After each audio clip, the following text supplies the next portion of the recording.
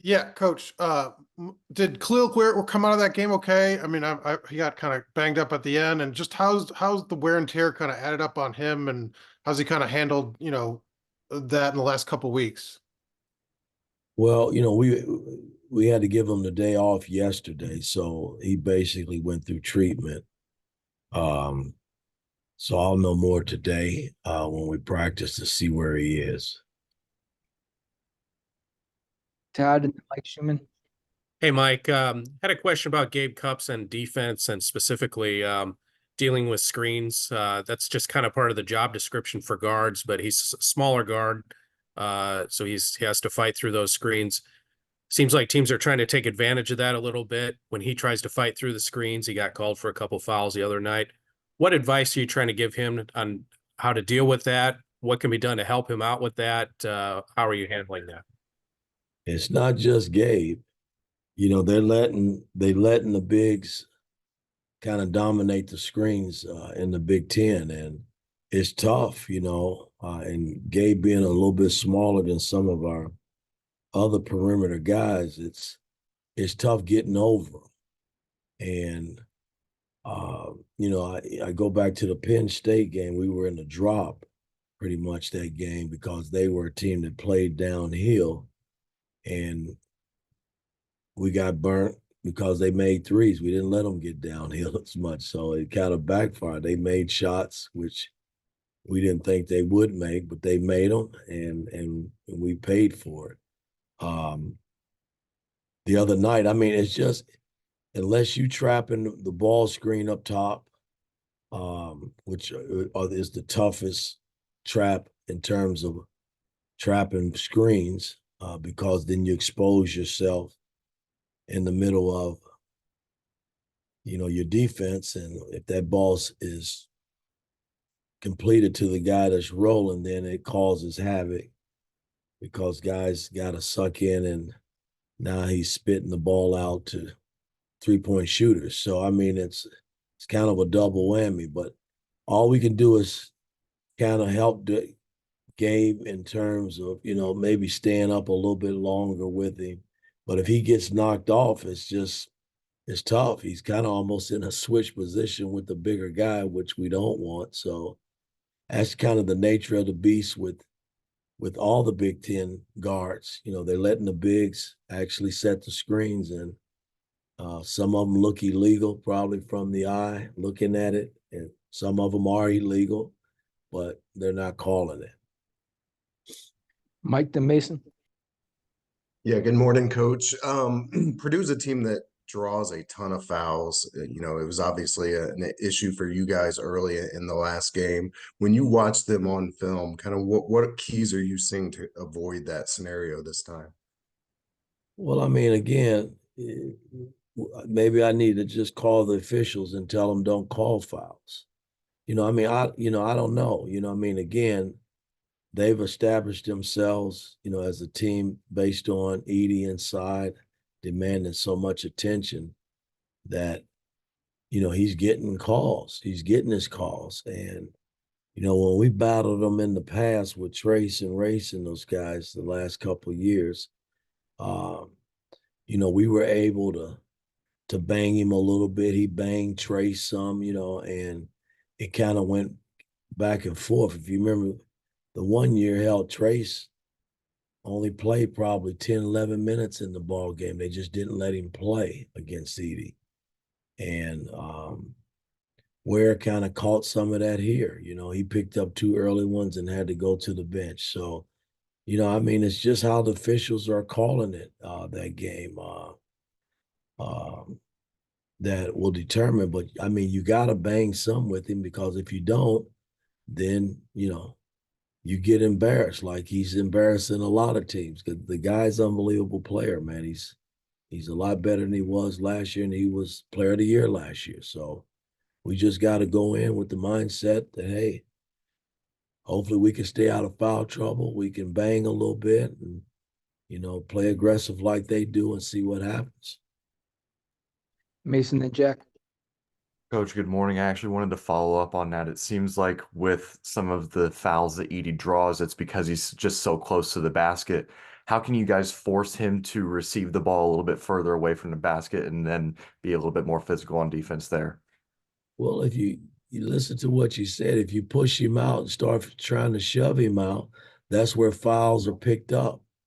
And, I mean, it's kind of a double-edged sword. I mean, I'm not saying we're not going to bang. We gotta attempt to bang and be aggressive with him, because if not, you damn if you do, damn if you don't. So I mean, there's no secret method. I think Ware's got to be a little bit more physical than he was here at home.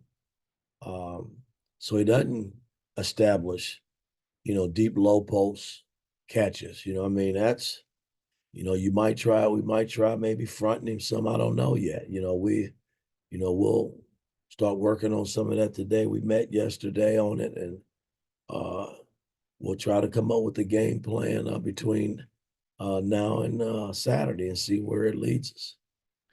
Projecting Zion. Yeah, Mike, Purdue obviously has a pretty similar team to last year, but one of the additions they made was Lance Jones, the guard transfer. Just what has he added to that group that maybe that they didn't have last year that has kind of changed them? A guy that can handle the ball and make basketball plays off the bounce, and he's a good ass 3-point shooter. He shoots the long ball pretty well. So I mean, and he's a tough kid. I mean, he competes. He likes to compete, and it was a great pickup for him. He was a tough matchup here for us the first game. So we're gonna have to key in on him. I mean, they got surrounding pieces around Edie that have gotten better, and so there's no night off for any position. When you play them, so you just got to come in, commit for 40 minutes, and see what happens. Zion, then Seth. Yeah, Mike, with a game like the first one you guys played against Purdue, where, it felt like, especially in the first half, so much went wrong. When you look back at that film, is there maybe a specific thing or a couple of things that you really want to just course correct going into this weekend? Well, the game really didn't get out of hand until really the 8-9 minute mark of the half. I mean, the first probably 10 to 11 minutes of the game, it was a close game. It was, 2-3 points here and there. And then we just dropped the rope right before the half, and they were able to go in with a comfortable lead. Now we got back in it and cut it, I think, to 5 or 7, I think it was. And then the second half, but when you build big leads and you get behind like that, it's tough, man, especially against a top team like that to battle your way back. And they had their way, man. So I'm just anxious to see where we are. I mean, listen, we haven't had a full deck, guys, and not having X, which again, he's out indefinitely. It's been tough in terms of shuffling guys, and because he's been a big piece to the puzzle. But our front line is going to have to battle on Saturday. That's going to be the key. And in the perimeter guys, we're going to have to guard their perimeter guys, because, they're deep both ways. That's why they sit at the top in the country. Seth, and we'll wrap with Daniel. Yeah, Mike, obviously you guys dropped a few road games throughout January, and then, the other night you have to come from way behind, but you get the job done at Ohio State. Just going into a big game like this, just seeing it go your way finally again on the road, how much confidence does that give you guys going into a big game like this? Well, again, every game is big, man, in the Big Ten. You think the last 2 years, man, we've won 4 games on the road in the Big Ten. That's how tough it is to win at home. Nobody's dominated, and Purdue's the only team that's had great success on the road. Everybody else is hovering around 2. Some's got 3 wins on the road. Some don't even have any on the road. So, I mean, it's not easy winning on the road in the Big Ten. That's why it's so important to protect home. Because if you do and you go out and you get 3 or 4, Big Ten wins on the road, you're pretty damn successful if you win at home. And so, we gotta go back and try to find two games on the road that we gave away at home. I mean, that's kind of how I look at it. And Purdue's next up. You know, they're great at home. I don't think they might have lost one game at home, or they might be undefeated at home. Yeah. I know Northwestern is undefeated at home, and Nebraska is undefeated at home, I believe. But it's tough winning on the road. You got to do everything right. I thought the other night we did everything right the second half to get back in the game and made all the plays down the stretch coming home to win it. And, you know, that's I applaud my team because they didn't quit. They kept fighting, and Gallo made big plays. Anthony hit the big shot. Malik made plays, and we got defensive stops and key rebounds. So, I mean, and that's what it takes to win on the road. It's not that easy. You got to go out and commit for 40 minutes and do everything right and have a little luck on your side, and hopefully you can come out with wins. That's how it's done. Daniel, last one. Yeah, looking at CJ and Caleb, I know early in the year you mentioned needing more from them. I think they've got a combined 3 points now the last 4 games.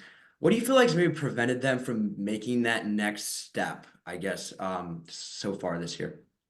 You know, I wish I knew. I mean, because they have worked, you know, I mean, in practice they work.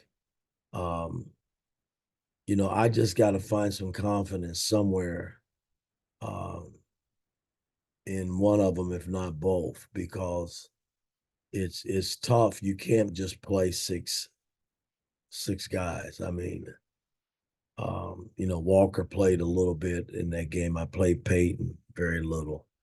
And then Anthony played a big chunk of minutes along with the starters. You know, I just got to keep working and try to get them where I need them to be, man. We still got a lot of basketball left. And, you know, my thing is when I put them in there, you know, maybe I'm putting too much pressure, they're feeling too much pressure to have to perform. And I don't want them to feel that way. So I got that part of it I got to figure out. All right. Thanks, Coach.